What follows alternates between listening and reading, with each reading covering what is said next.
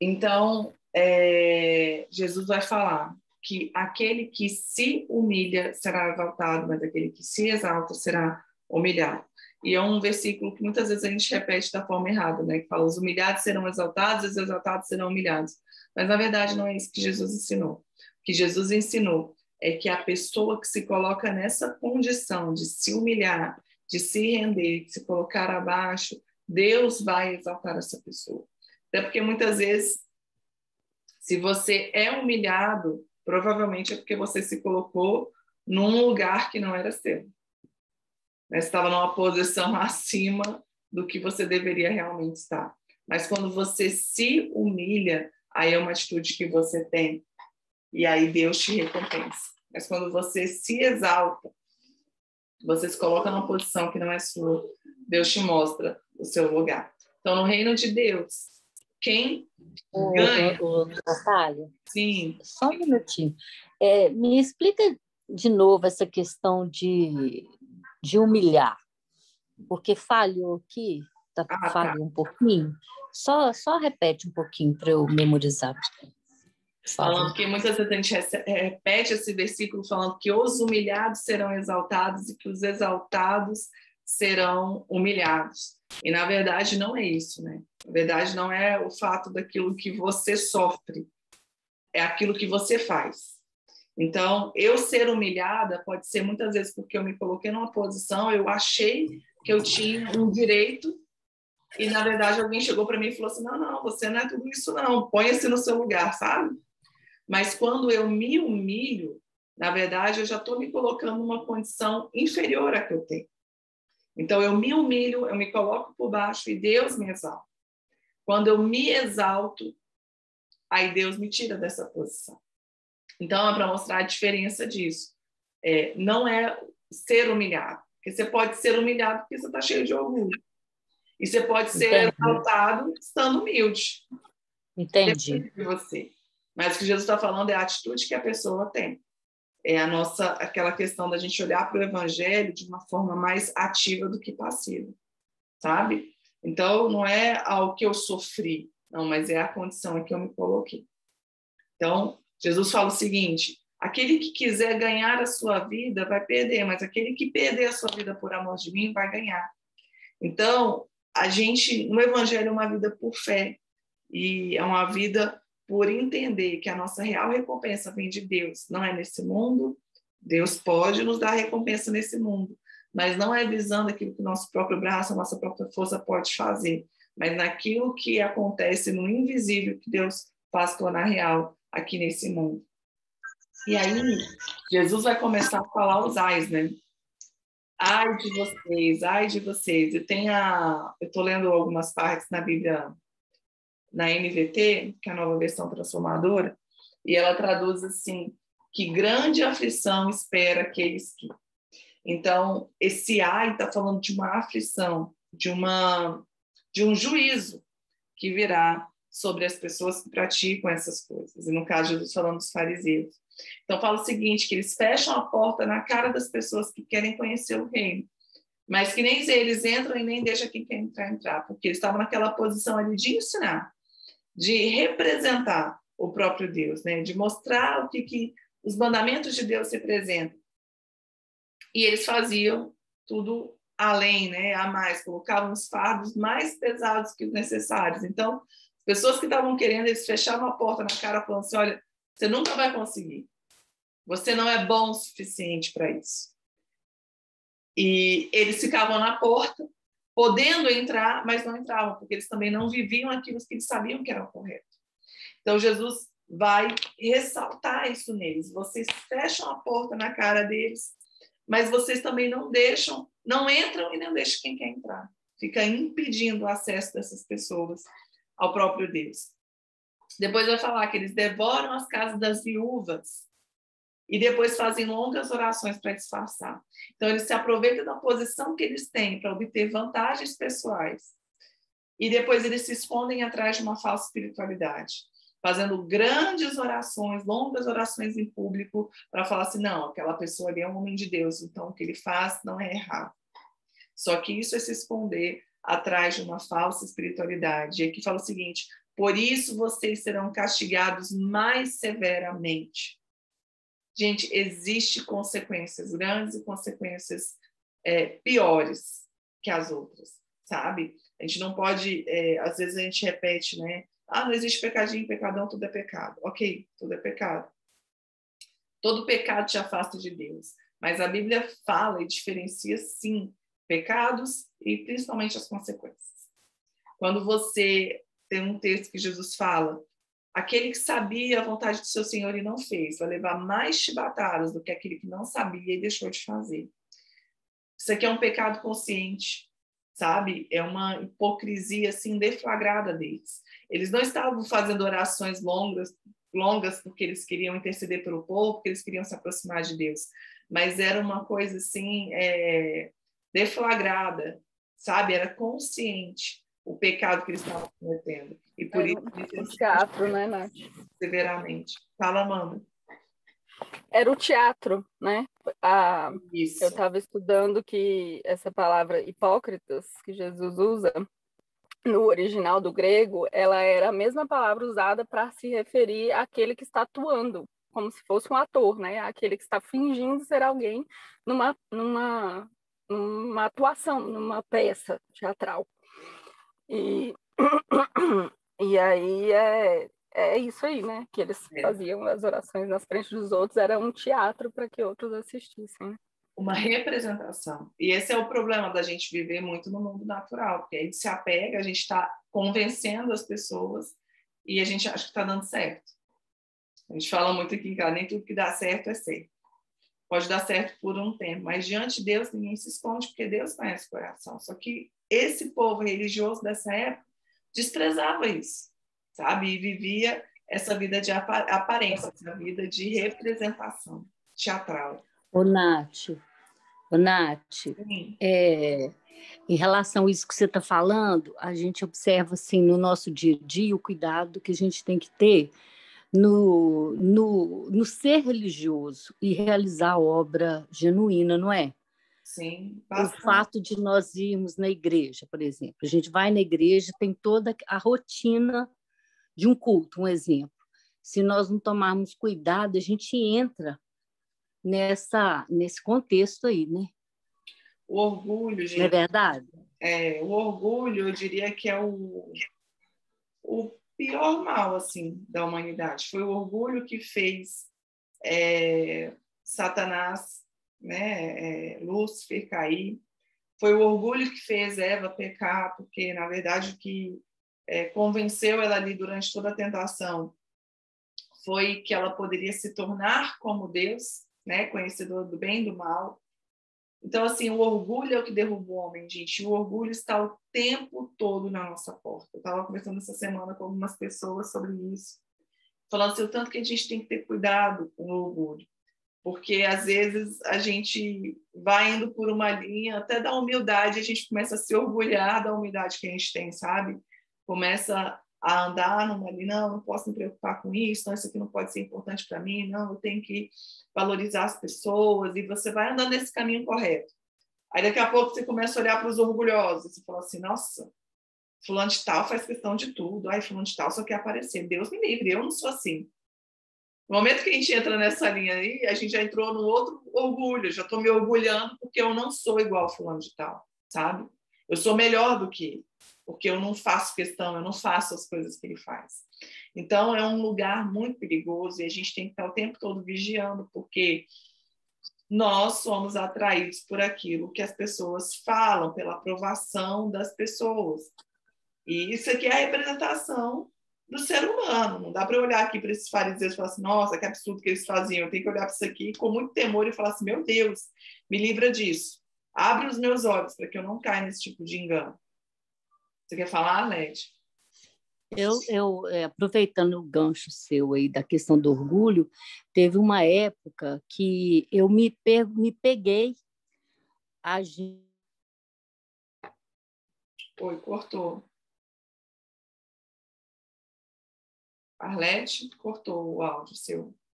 Deve ter sido sinal. Bom, quando ela voltar, a gente continua. Mas é muito fácil a gente cair nesse buraco. Então, a gente tem que realmente ter muito cuidado com o orgulho. E aí, o que o orgulho vai fazendo? Vai fazendo com que você se importe mais com o que as pessoas pensam, se importe mais com as coisas dessa terra e comece a desprezar as coisas espirituais. E aí, aqui o que Jesus está falando, eles começavam a olhar para aquilo que tinha valor para esse mundo e desprezar as coisas que tinham valor para Deus. Falava o seguinte, vocês dizem o seguinte, que pode jurar pelo templo, mas não pode jurar pelo ouro que está no templo, porque o ouro é o que tem valor para esse mundo.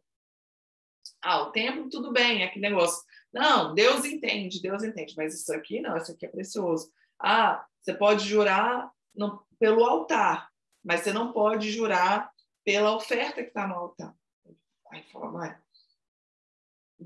Jesus fala, né? Mas não é o altar que santifica a oferta, não é o altar que faz com que a oferta seja mais preciosa. E para mim, gente, isso representa as pessoas. Por quê? O templo não é mais aquele templo de pedra. O templo somos nós, né? Nós somos a habitação de Deus. E o altar é o quê? É o nosso coração. Então, no momento em que eu começo a olhar mais para as coisas que as pessoas têm, para as coisas que as pessoas fazem com mais valor do que aquilo que elas são, eu estou fazendo a mesma coisa que Jesus está representando aqui. Dando mais valor para as coisas desse mundo do que para a essência do que realmente importa. A gente age como hipócrita quando a gente valoriza mais as coisas que as pessoas, mais o que elas fazem do que aquilo que elas são. Sabe? É quando a gente começa a valorizar alguém por aquilo que ele tem, ou a gente despreza alguém porque aquela pessoa já não pode mais nos oferecer aquilo que ela oferecia. Isso é agir como hipócrita, isso aí é agir como alguém que está distante de Deus. E Jesus vai falar o seguinte, olha, vocês dão dízimo de tudo, mas têm negligenciado os preceitos mais importantes da lei. O que é mais importante da lei? Essas minúcias, faz, ou a essência de tudo? Qual é a essência da lei? É a justiça, a misericórdia e a fé. Nossa, e a gente poderia passar alguns dias aqui falando dessas três coisas, que são essa essência da lei de Deus, do mandamento de Deus. Então, tudo está baseado no princípio. Mas é muito mais fácil eu me basear numa rotina, num mandamento, numa lei seca. Faz isso. O que você tem que fazer? Paga uma promessa. E acabou. Você não precisa olhar para mais nada. Você só paga uma promessa, você só cumpre o ritual. Você paga é como se você pagasse um boleto e se livrasse. Mas o evangelho, o reino de Deus, não é isso. O reino de Deus ele é baseado em princípios. E fala assim, olha, vocês deviam fazer essas coisas, mas sem negligenciar essas outras que são mais importantes. É mais importante você andar em justiça e misericórdia, em fé, do que você ficar fazendo boas obras. A Bíblia fala o seguinte, que a fé sem obras é morta, mas não tem como você ter fé e não fazer obras. Então, Deus está mais interessado naquilo que a gente é do que naquilo que a gente faz. Porque se eu vou fazer. Vai ser natural, vai ser parte da minha essência. Mas eu posso fazer sem ser. E se eu começar a fazer sem ser alguém, isso aí que está me engano. Lá em Gênesis 4, quando vai falar da oferta de Caim e Abel, é muito interessante, porque fala o seguinte, que no fim dos tempos, Caim trouxe uma oferta ao Senhor, e Abel também separou das partes gordas, das primeiras crias do seu rebanho, e tal. E aí fala assim, e o Senhor aceitou Abel e sua oferta, mas rejeitou Caim e a sua oferta. Antes de Deus aceitar a nossa oferta, ele aceita a nossa. Antes de Deus ver aquilo que a gente está fazendo, aquilo que a gente está oferecendo, ele está vendo o nosso coração. E muitas vezes o problema não vai estar naquilo que a gente faz, vai estar na gente que está fazendo. Porque Deus se importa mais em quem nós somos. Por isso que fala o seguinte, se você for fazer uma oferta e você souber que alguma pessoa tem alguma coisa contra você, vai lá e se conserta primeiro. Depois você volta e dá uma oferta. Não deixa de fazer. Mas o que é mais importante é a essência daquilo que você é, daquilo que você tem no seu coração. É isso que Deus mais se importa. E é por isso que lá em Oséias vai falar, e Jesus traz essa frase de volta em Mateus, quando ele fala o seguinte, misericórdia quero e não sacrifícios. Porque é muito mais a essência do que a atitude. E se eu tenho a essência, gente, eu não vou fugir da atitude. Falar, não, então Deus se importa com o meu coração, eu não preciso fazer isso, eu não preciso mudar aquilo, eu não preciso mudar, muitas vezes, eu não preciso mudar a minha aparência, eu não preciso mudar a forma que eu falo, as pessoas que eu ando, porque Deus se importa com o meu coração, Deus conhece meu coração. Mas o seu coração vai refletir, as suas atitudes vão refletir o seu coração. Então, quando nós temos um coração transformado, a gente vai mudar as nossas atitudes, mas não adianta a gente ter atitudes corretas sem um coração correto, porque não é esse sacrifício que Deus recebe. E aí fala o seguinte, vocês... Oi, fala.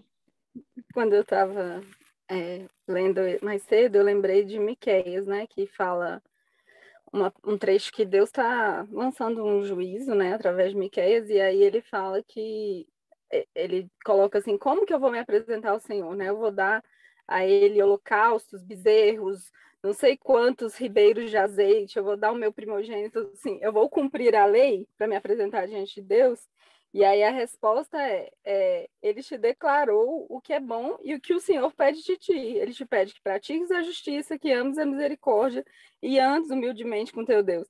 Tipo, mesmo na lei, né? Mesmo no tempo da gente tem essa mania de fazer a dicotomia do Antigo Testamento com o Novo, mas ali já se sinalizava que a verdade... a graça já estava ali operando desde o início, né? Que você falou em relação a Caim, né? Deus estava olhando o coração antes da lei, né? Sim. E tanto que em Romanos lá fala, né? Que o fim da lei é Cristo. O objetivo, a chegada, né? O alvo da lei é Cristo. Exatamente. E eu me lembrei desse texto porque é exatamente o que Jesus está falando ali. Manda lá no grupo essa referência, é fantástico. É Miqueias 6:6-8. Legal. Fantástico. É exatamente isso. E, assim, fica parecendo, quando a gente faz essa dicotomia, parece que Deus mudou o jogo, né? E fala assim, nossa, isso. De repente, ele inventou Jesus, um plano B. Jesus exigindo que eles conhecessem algo, sendo que eles não sabiam, não. O tempo todo Deus estava mostrando isso, que era o coração. Quando vai falar de jejum, né? Fala assim, o jejum é importante, é uma palavra, você precisa entender o que isso representa.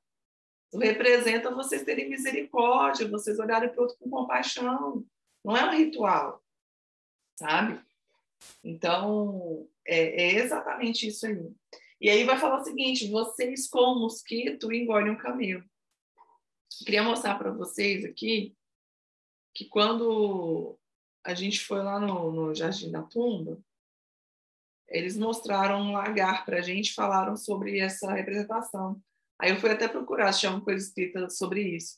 É esse lagar aqui que eles mostram, sabe? E eles falam o seguinte, que quando isso aqui estava cheio de uvas, prensavam as uvas aqui, esse caminhozinho aqui era onde o líquido ia passando, né? E aí, uva fermentada, doce, juntava muito mosquito nesse lugar. E aí tinham que ficar pessoas aqui dentro com uma peneira coando os mosquitos que caíam dentro do lagar. E era uma atividade muito minuciosa, muito uma concentração ali que você ficava focado no mosquitinho, naquela coisinha pequenininha.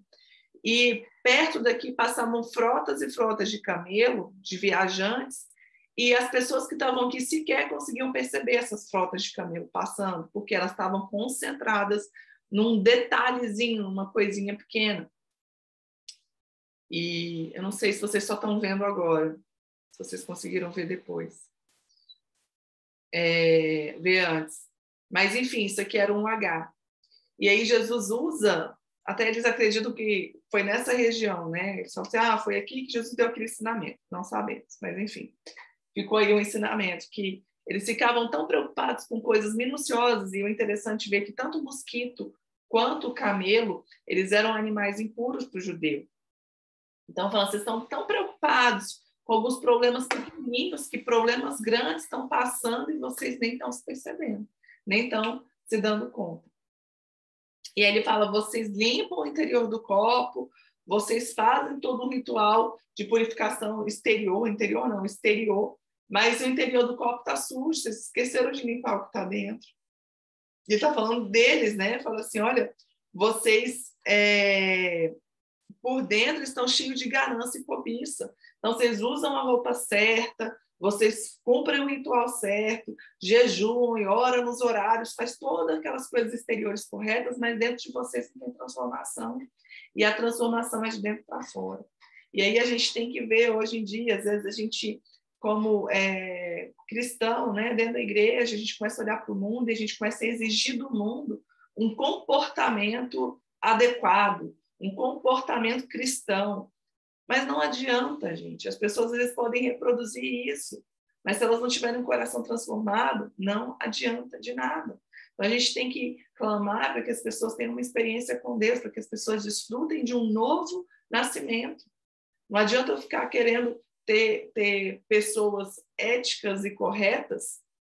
Eu tenho que ansiar para que elas vivam uma experiência com Deus, para que elas experimentem esse novo nascimento, porque só pode ver o reino de Deus quem nascer de novo. A aparência exterior exacerbada esconde uma vida vazia. Vocês pintam os sepulcros, mas por dentro está cheio de ossos, de carne velha, de coisa morta, de coisa podre. Essa aparência exacerbada, essa necessidade, e a gente olha para a gente, quando eu estou com muita necessidade de mostrar o que eu tenho, de mostrar o que eu faço, de mostrar as minhas posses. Por que eu estou com essa necessidade toda? Muitas vezes eu estou tentando esconder um vazio, estou tentando esconder defeitos que eu tenho dentro de mim. E eu quero tirar o foco, eu quero desviar a atenção para outras coisas que eu acho que são melhores. E aí, se eu colocar as coisas boas na frente, ninguém vai olhar para os meus defeitos. Todo excesso, e é uma frase que a gente tem repetido bastante, né? Todo excesso esconde uma falta. Tudo aquilo que é exagerado, tudo aquilo que você tem feito demais, tudo aquilo que tem passado da medida, está escondendo ali uma carência, e a gente precisa saber qual é. Pessoas que se exaltam demais sobre as outras pessoas que precisam se afirmar o tempo todo, pessoas que estão o tempo todo exigindo respeito, exigindo honra, exigindo que você trate ela por conta da posição que ela tem. Aquilo está escondendo uma falta, aquilo está escondendo, na verdade, uma insegurança. Uma coisa que, de repente, nem ela se convenceu que tem. E aí ela está tentando convencer os outros. Então, a gente tem que se analisar isso quando a gente começar a fazer questão de algumas coisas. A gente tem que saber por que a gente está andando por esse caminho. E aí, ele vai falar, né, sobre eles, que eles ficam ali no túmulo dos profetas. Se fosse a gente não teria feito. Fala, vocês continuam fazendo essas mesmas coisas ainda hoje, se denuncia contra vocês. E todo o sangue derramado vai ser requerido de vocês. Por quê? Porque vocês não se arrependeram. Aqui vai falar de Abel, que foi o primeiro justo, né, a primeira pessoa inocente que foi assassinada. Na verdade, foi o primeiro assassinato que aconteceu, e foi justamente uma pessoa inocente, né? Então, vai falar do primeiro justo morto até Zacarias. E aí, quando vem aqui para esse Zacarias, a gente não sabe muito bem qual é, porque tem um relato de Zacarias lá em 2 Crônicas, que foi assassinado, só que ele não era filho de quem que fala aqui? Filho de Baraquias. Esse Zacarias aqui de 2 Crônicas era filho de Joaida. Aí não sabe muito bem se foi uma questão de tradução, porque se for esse Zacarias de 2 Crônicas, o que dá para a gente entender? Que Abel foi o primeiro do Antigo Testamento, né, que foi assassinado inocentemente, e Zacarias foi o último, porque 2 Crônicas é o último livro do livro judeu, né? Então, seria do primeiro ao último esse juízo. Ou pode ser um outro Zacarias, que seria o dos profetas menores. Então, não se sabe ao certo qual seria esse Zacarias, mas, na verdade, quer representar o seguinte, que eles prestariam contas de todo o sangue inocente que foi derramado. Por quê? Porque eles não se arrependeram. Por mais que eles falassem que eles não fariam como os antepassados deles, as atitudes que eles tinham, inclusive em relação a Jesus, demonstrava que não tinha arrependimento. E quando não existe arrependimento, o erro vai se repetindo. Não só em nós mesmos, né? A gente tem um erro, não se arrepende, vai repetindo e vai repetindo, como isso alcança gerações. Gerações vão reproduzindo esse erro, até que haja alguém que rompa com isso e gere arrependimento desses maus caminhos. E aí, Jesus vai finalizar falando sobre Jerusalém, vai falar assim: Jerusalém, Jerusalém, você que mata os profetas e apedreja os seus enviados. Quantas vezes eu quis reunir os seus filhos, como uma galinha reúne os seus pintinhos debaixo das suas asas, mas vocês não fizeram. A Bíblia toda a gente vai ver essa essa rota de Deus em relação ao povo, em relação ao ser humano, tentando trazer ele de volta, tentando trazer ele de volta para o caminho, de volta para a presença, e o tempo todo o povo rejeitando. O tempo todo o povo buscando na sua própria força, buscando em homens, buscando em outros deuses, alcançar aquilo que só Deus poderia fazer por eles. Então, ele fala, quantas vezes eu quis reunir, proteger vocês, amparar, acolher, ali mesmo quando eles pedem um rei, o rei, quem devia ser o rei de Israel? Deus. Mas só não, a gente quer ser como as outras nações, a gente quer ter um rei nosso. Isso foi uma rejeição ao governo de Deus. Mas ele falou, tá bom, é isso que vocês querem, vocês vão ter. Mas quantas vezes eu quis proteger, cuidar de vocês e vocês não quiseram? Mas agora chegou o tempo, acabou, a casa de vocês ficará deserta. Existe uma medida de maldade, né, que é completa. E aí, rapidinho, gente. Existe uma medida de maldade que, quando ela é completa, é como se a ira de Deus se derramasse, sabe? Existem cidades que Deus falou que iria destruir, mas fala assim, mas a medida, eles ainda não completaram a medida da maldade. É como se fosse um cálice da ira de Deus, que ele vai se enchendo, e uma hora ele transborda. E quando ele transborda em juízo. E aqui Israel falou assim, eis que a casa de vocês ficará deserta. Então, eu tentei o tempo todo juntar vocês, trazer vocês para perto, mas agora já deu tempo. E vocês não vão me ver mais uma vez, até que vocês digam, bendito é o que vem, em nome do Senhor. Então, aqui fala também desse tempo, dessa misericórdia de Deus que se estende, mas que chega uma hora que a ira de Deus se derrama e exerce juízo sobre as pessoas que insistem em rejeitar a graça de Deus. Amém? E aí a gente finaliza o capítulo 23. Semana que vem a gente vai para o 24 e continuamos o nosso estudo. Tá bom, gente? Foi muito bom estar aqui com vocês. Que Deus abençoe. Amém. Estamos de volta. Amém, Nath. Obrigada. Desculpa, minha internet caiu. Oi, por isso não estava falando, cortou, aí logo depois você caiu. Isso.